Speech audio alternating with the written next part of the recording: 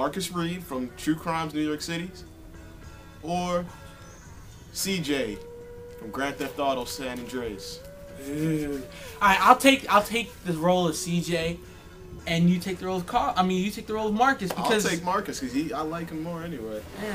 I don't know. I think the CJ would win because it's CJ, man. CJ has done it all. And CJ gets laid in Grand Theft Auto more than once. All right. He flies planes. He goes to Cluckenbell all the time. He goes to doggone Las Vegas. Well, Las Venturas. However you want to spend it. He can buy guns out of a store, which Marcus can do, but Marcus can't buy any gun out of the store. Alright, what? See, now, I think, and Marcus will win for the simple fact, yeah, CJ can fly in a plane, but Marcus has a rocket launcher. So a plane wouldn't really do much for him. They would shoot at each other. We both know. From the outcomes of all the missions, they're both pretty damn skilled. I mean, Marcus can double gun it, 2 magnums. So can CJ. CJ only holds 1 magnum. No, he can do both. No, you try. Well, he can't do 2 magnums, but he can do everything else. 2 9mm. Woo! 245s too. You can do 245s. They don't have 45s. Yeah, they do. They have 40s. They have 40s. But you know what, though? You know what? At least he can double gun. The double gun. So can Marcus. The double gun conversation is in itself a mystery. All right, so then we'll go on to the melee combat. We'll go with the weapons, the hand-to-hand weapons that they both have. I think Marcus's, CJ's best chance at beating Marcus would probably be the chainsaw, unless it's just the fact that the chainsaw isn't as fast as Marcus if he has 2, either Kama or Sai, those 2 weapons. But the thing that Marcus Reed doesn't have on CJ is CJ doesn't need to hold a bunch of guns in a specific slot. He can carry 1 gun, 1 registered gun, and pull out 2 different times. And Marcus, right? Marcus, when he pulls out a gun, right, he has to go through an inventory. And what's always in his inventory is that little 28 special. That's 38. Annoying. Well, a little 38, whatever. That little 38 special. That's annoying, and you just want to get rid of it, but you can't. And that's forcing you into gameplay. I hate it. And every time you roll a cutscene, if you ever shows that gun, you're stuck with that gun at first, especially when people are shooting at you. At least the game revolves around the differences, whatever gun he's holding at the time, for Marcus. See, now here's how I think Marcus would beat CJ. One advantage that Marcus has that CJ just can't get past is the bullet time aiming. All he's got to do is pull that up, aim to the blue, green, or red if he just wants to end it fast. Bam, Mark, boom, done. CJ has no chance. I will say this, CJ, right, though he does have bullet time, right, though Marcus does have bullet time, CJ can recruit people into helping him. It doesn't, Vaughn, you know for a fact, once you pull up that bullet time, you can drop like 20 people. You could unload the whole clip, not miss 1 shot, and not, by the time you're done, they'd all hit the ground. Wait, but, you know what? CJ can recruit people, right? What Marcus Reed can't even have cops fighting on his side when he's fighting somebody. They'll be shooting you and the bad guys that you're shooting. When it's a cop, when like there are a bunch of cops, right?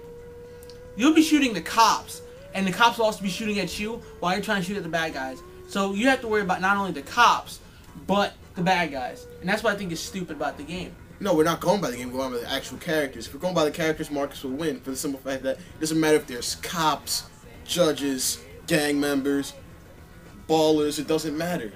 Even the Grove Street, they can have a whole Grove Street family on him. As long as he's got that bullet time, no matter how, like, because Carl can only have, up as maximum respect, he can only have 7 people. You know for a fact, because we've tried it just for funsies, we've blown heads off. Yeah. Like 20 people, we unloaded the whole clip. By the time the clip was done, they haven't even hit the ground yet. And you can do that with any gun, not just a Magnum. That's why Carl would just fail. I'm going to Taco Bell, y'all. I just saw a commercial for Taco Bell. I'm sorry, I'm going. Alright, listen, alright, but I get what you're saying, but let's talk about the cars. Cars? The cars. Here's how Marcus would win the cars. Not only could he just blow the car from the back with bullet time, pop the tires, you're not going anywhere, or a pit maneuver. The car just stops working totally. But I will say, if you do all over vehicles, right? Well, if we're talking about game-wise, we're not talking about the way a person drives, I have to say Grand Theft Auto has better cars. But then again, it's a game about stealing cars. No, I'm talking overall vehicles, not just cars. But we're not talking about the vehicles, we're talking about who would win. Yeah. I think they were trying to kill each other. Marcus would win that. I'm telling you right now, I think Marcus would win just because of that bullet time and the fact that he's able to just his guns are a lot more powerful. The chain gun. He has a lot of the same guns that CJ would have and a lot of faster guns. All right, and the stuff that he like the overall is taking your limbs out would just it's crazy. I think that you win, but in respect to Carl Johnson, I personally think that he'd give him a run for his money. Oh, he'd give him a doggone run. It would be such a run to the point where it'd feel like Saints Row. It'd feel like the ending of Saints Row. But it would give him a run for his money as long as he didn't get close to Marcus. Yeah. Because CJ can only learn one new special kind of melee and that's to take him out. Marcus can learn a bunch of them at a time, and they also correspond with whatever weapons he's holding. Like if you learn the sword holding technique, CJ is going to use his katana like a baseball bat, while Marcus should be using it like a katana should be used, or the sai, or whatever weapon you choose to use. While CJ's going to sit there, I got a baseball bat. It's not really going to work out. Plus the fact that Marcus can learn karate like wushu, Thai boxing, karate. Well, I hate to say it, but I don't think Carl would give Marcus a run for his money. I think he would give him a run just because. Even in the driving, like. Remember when Carl Johnson blew up an entire building while jumping out of an airplane? He blew up an entire building with an airplane. I think that symbolizes something awesome. Remember that time where we were playing True Crimes in New York City and I was getting chased by the cops? Let's make believe that cop was CJ chasing me. And I did him a 90-degree on that car. Did bullet time, shot the cop dead in the head. Marcus can do that anytime he wants to. Remember that time Marcus fought a guy on top of a building, whooped his ass, and he fell all the way to the bottom of the building? Remember the time Marcus stopped the bomb from going off inside that one office building? Remember the time Marcus laid down a landmine and you drove away and all you saw was just like 20 bags? But at the same time, if you do the vigilante modes in Grand Theft Auto, he does the same thing. Except for the fact that he can't arrest them.